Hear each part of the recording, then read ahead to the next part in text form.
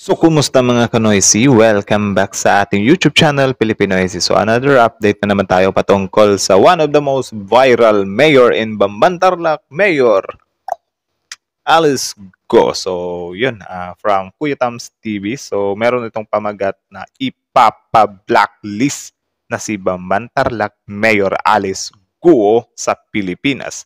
Pogo Raid Rapi Tulfo in Action. So, yun yung title niya. So, bago natin simulan, Kuya Tams TV, supportahan nyo yan. Tapos, syempre, kung trip nyo ng mga ganitong reaction video, may kasama kayong manood. Huwag nyo na rin kalimutang supportahan yung YouTube channel natin, Pilipinoisy. Like, comment, share, subscribe. So, yun, di na natin ito patatagalin pa. Baka agawin pa ng China. Again, ang title ng video ito, ipapa-blacklist na si Bamban-Tarlac Mayor Alice Guo sa Pilipinas.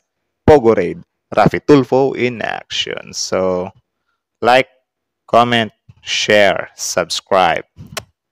Start.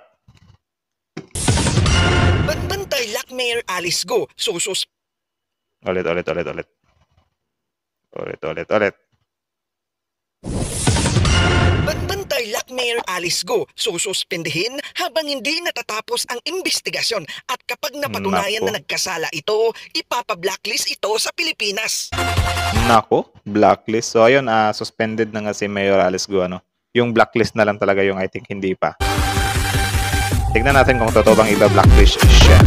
So from Kuya Tams TV, like, comment, subscribe. We have referred 100 plus. But have you coordinated closely with PSA so that all of their findings regarding fake birth certificates and those who applied for passports and looking forward, they may apply, dapat i-blacklist na nyo at i-cancel na lahat ng passports mula nung natanggap nyo impormasyon na peke ang birth certificate? Buo ang support. So ayun, ipapa-blacklist na daw. So totoo pala to. Kala ko some kind of eh. So, as per Ma'am Lauren Ligarda, ipapa-blacklist nila kapag napatunayang peke yung birth certificate. So, I think okay lang naman yun. Kayo, agree ba kayo doon? If makatarungan ba yun? So, comment down below. Again, courtesy din sa Senate of the Philippines. Ano? Ni Assistant Majority Leader at Zambales 1st District Rep. J. Conghon sa rekomendasyon ng Department of the Interior and Local Government na sususpindihin si Bamban-Tarlac Mayor Alice Go habang iniimbestigahan. Diin ni Conghon, nakakabahala ang nabubunyag ng mga impormasyon kaugnay sa pagkatao ni Mayor Go, lalo na ang umano'y pagkakasangkot nito sa mga iligal na aktibidad sa kanyang lugar. Ikinaalarma rin ni Conghon ang kabiguan ni Go na maging bukas sa publiko na nakakaapekto sa kanyang Grabe yung mga editing na ganito.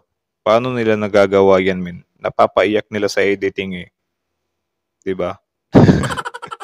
Pinabalahura nila yung yung larawan. integridad bilang isang public official. Diit ni Conghon, ang pagsiservisyo sa publiko ay may kaakibat na malaking responsibilidad, kaya dapat matiyak na ang ating mga public official ay karapat-dapat sa tiwala ng taong bayan. Bunsod nito ay ipinaalala din ni Conghon na hindi dapat konsintihin ang kasinungalingan at hindi nararapat na asal o gawain sa ating gobyerno. Tama, dapat nga kapag alagad ka ng gobyerno, alagad ng batas alagad ka ng gobyerno or nagtatrabaho ka para sa gobyerno, you're part of the government. Dapat ikaw mismo sa sarili mo, good influence ka ba? 'Di ba? Kasi ikaw yung nilulook up ng mga mga nasasakupan mo 'Di ba? Yun palang kay kay kapitan na parang sinuspende niya. Doon ako bumilib kasi tinindigan niya talaga yung nasasakupan niya. Barangay captain yun Wala siyang pake kung suspindihin yung pagka-barangay captain niya. 'Di ba? Nasuspindi ngayon, siya naman yung nasuspindi as a mayor ngayon. Really, syndicate, it's very clear. I don't even need the committee report from our hearings. There's very clear na pasukan tayo ng mga sindikato ng malaking bansang yan at nakapasok hanggang sa mga lokal na pamahalaan. I'll get to that later. So Madam Chair, I would request the PSA to give us an official report, not just on the 308 and the DFA as well, but all the other 1, 2, 3 of identity theft, a complete report to the committee so that we can use that for the other committee hearing, which is in the Blue Ribbon Committee and the Foreign Relations Committee on the resolution that I filed. Then I'll wait for my turn, my turn after Senator Gatchalian when you yield to me. Thank you, Madam Chair. Thank you. Ano kaya yung pananagutan ng PSA dyan, men? Any suggestion kayo? Yun sa some kind nagdoktora. Kasi I think imposible naman na lalagyan lang nila yon ng married yung birth certificate kung wala naman silang nakitang marriage, ano ba? Marriage certificate? Something like that. 'Di ba? Ano yun, nilalagay-lagay lang. Or hindi ko din naman kasi alam kung ano yung, or paano ginagawa ng PSA na ilagay yung mga dokumentong yan, 'di ba? Needed ba na may isubmit ka rin na, ito dapat yung address mo, mga ganyan. Hindi ko rin alam eh. So, yun. Kayo na lang bahalang humusga sa PSA kung ano yung gusto nyo mangyari sa kanila if ever na napatunayan na meron nga silang or dinoktor nga nila yung birth certificate ni Mayor Alice Guo at nagpabayad sila. Comment down below if ever na totoo yung claim dito na may magic nga na nangyari sa birth certificate, di ba? Try. San Lawrence, so please take note, PSA and DFA, that requested official report. Na-cancel na ba nila?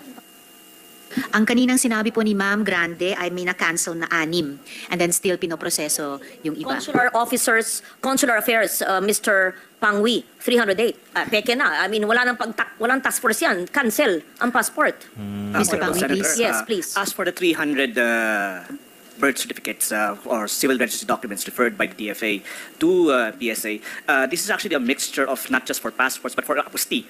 So to be specific, also in our apostille sections, apostille unit, they would have to ask for verification in order to ensure that the apostilles are correct. However, specific to passports, we have requested verification for 100, at least from 2023 to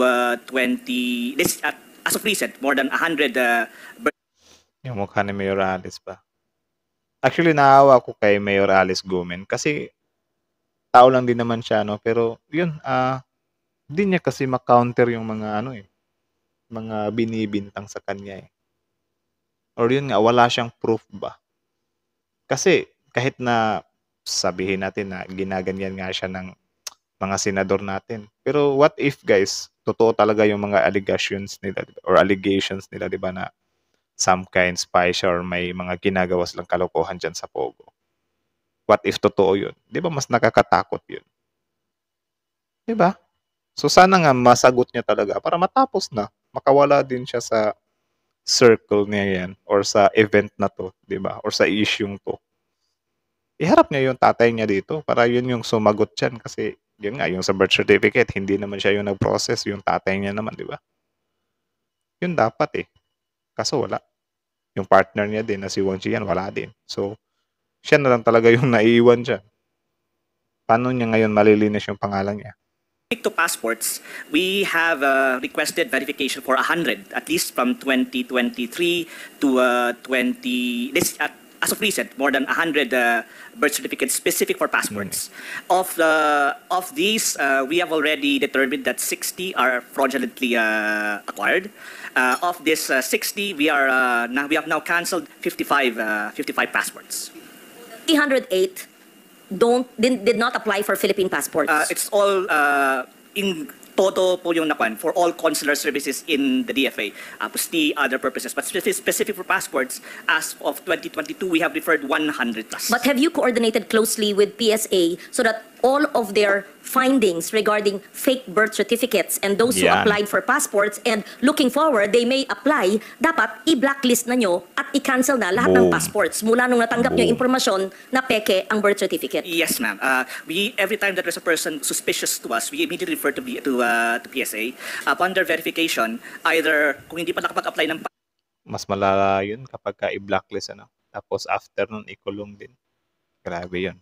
Iiyak ka na talaga passport, kasi we captured the biometrics. Once we captured the biometrics and we found it as fraudulent, we tag it as immediately as fraudulent so they won't be able to apply in other DFA offices. At the same time, if there are indeed, for example, known cases na na-issue ng passport, we immediately have these passports cancelled. And we report it to the different government, the different agencies, especially to Interpol, para po sa border controls natin, alam nila, pag dadaan sa border controls, malalaman po na hindi po valid po yung mga passports na ito. Okay, since they committed this crime, we don't even need an investigation. Post it on social media because you email this. What if hindi nakita? Papalit-palit ang tao. Masama ba?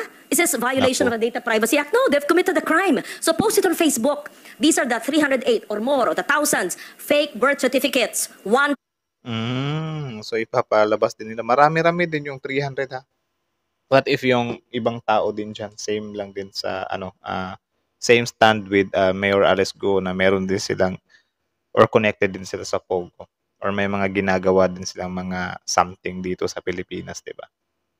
So kayo, agree ba kayo doon na something ano din yung 300 na fake birth certificate na yun? Kasi di natin alam kung saan yun pupunta eh. Kasi kung anuhin mo, iisipin mo siya, bakit kailangan nyo ng fake birth certificate? Bakit hindi na lang kayo dumaan sa legal na proseso? Di ba? Pero na lang siguro kung may minekos-mekos kayo dyan. Kaya pati birth certificate need nyo ng fake. Goodness. Watch out. Government agencies, LGUs, etc. Cancelled birth certificates. Fake. Okay? Passports are cancelled for the following due to fake birth certificates. These are not applying, but if they apply, no, they cannot. So that we're forewarning other government agencies and maybe your satellite offices na hindi sabi nyo manned by DFA, but sometimes outsourced, dyan napapasukan. Because I trust so much the DFA that I don't think may sindikato dyan. Napapasukan, pag satellite offices, baka hindi nyo kontrolado yung mga supplier ninyo o kung sino nakakuha ng kontratang yan mag-satellite office. Is it wrong to post it on Facebook, online, so we see these wanted people? As we have recently circulated... Oo nga, no, makonsidered na din sila na wanted sila kasi yun, fake birth certificate nga. Baka gawin nga nila sa masama, di ba?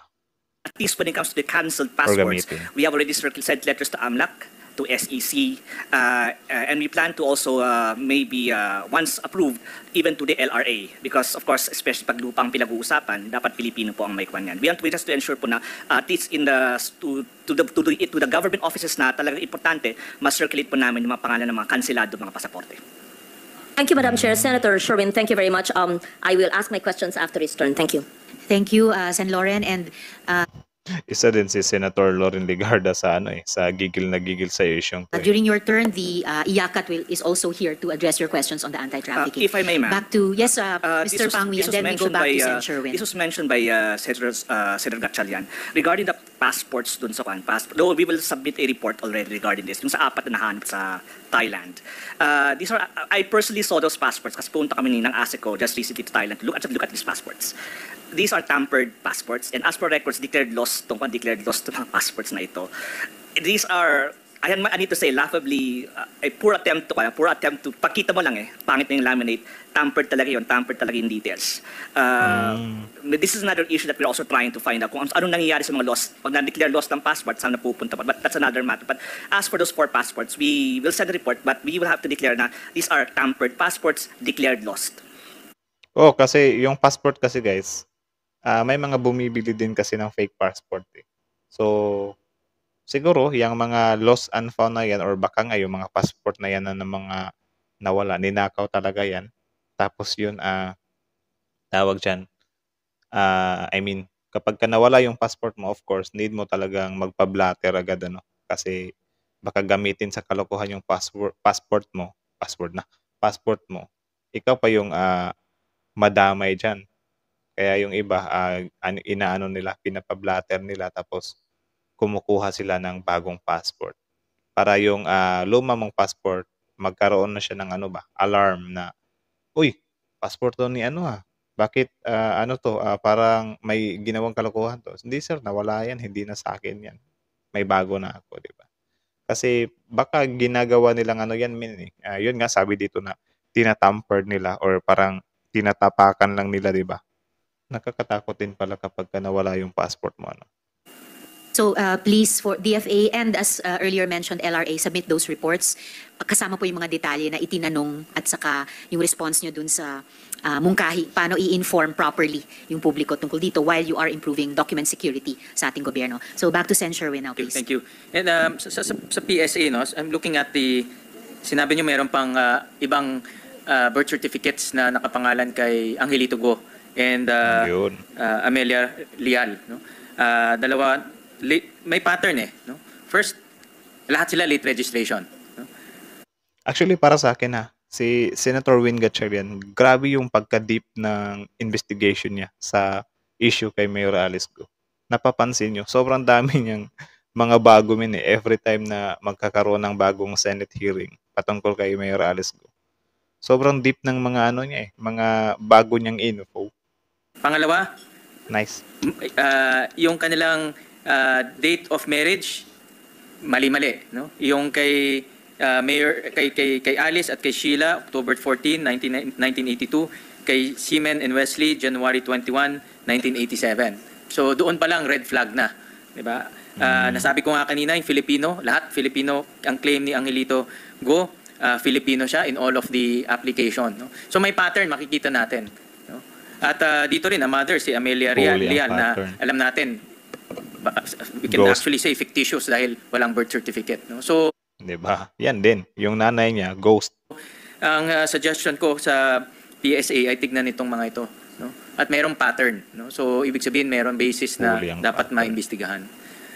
So ayun, from Kuya Tams TV. So original video link in the description box below. So panoorin yung videos niya. Like, comment, share, subscribe. Tapos yun, syempre bago nyo iwan yung YouTube channel natin, Filipino IC, huwag nyo na rin kalimutan supportahan yung YouTube channel natin, Filipino IC. Like, comment, share, subscribe din.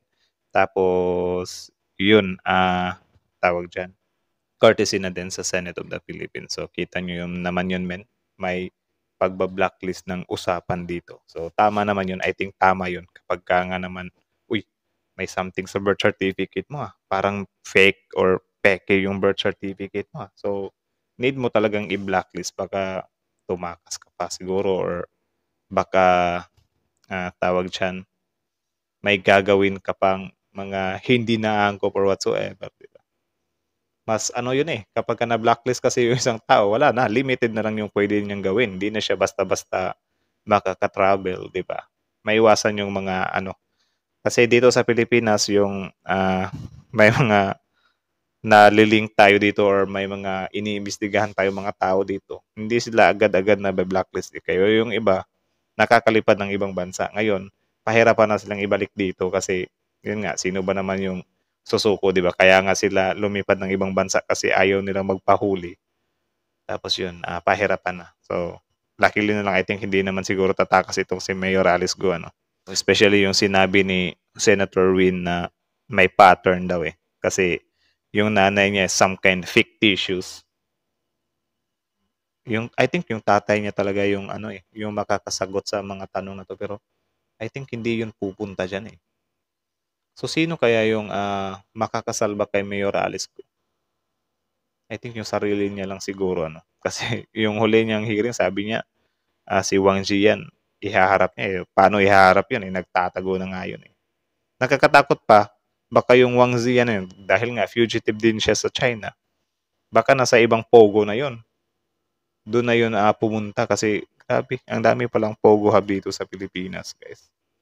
Dapat ipagsasara na yung mga yan Malaking perwisyo dito sa bansa natin Maaari siyang makapagbigay perwisyo sa natin, national security. So yun lang naman, kayo agree ba kayo doon sa sinabi ni Senator Loren Legarda na ipa-blacklist na nga itong mga to, yung mga passport din nila para di na sila I think escape yun. Tama ba? Correct me if I'm wrong na lang. So comment down below if you agree of Miss Loren Legarda. Also Miss Terwin Gatchalian yung sinabi niya doon sa mga pattern. At yun, para sa inyo, fictitious nga ba yung nanay ni Mayor Alice Go na si Amelia Leal or nag-i-exist talaga siya? It's just hindi lang siya yun nga, dahil love child lang. So saan ba kayo naniniwala doon sa claim ni Senator Win Gatchalian na fictitious or dito kay Mayor Alice Go na totoo yung nanay? So comment down below. Pag-usapan natin yan sa comment section. So again, Kuya Tams TV, Filipino IC, and courtesy sa Senate of the Philippines. So like, comment, share, subscribe. Filipino IC is out.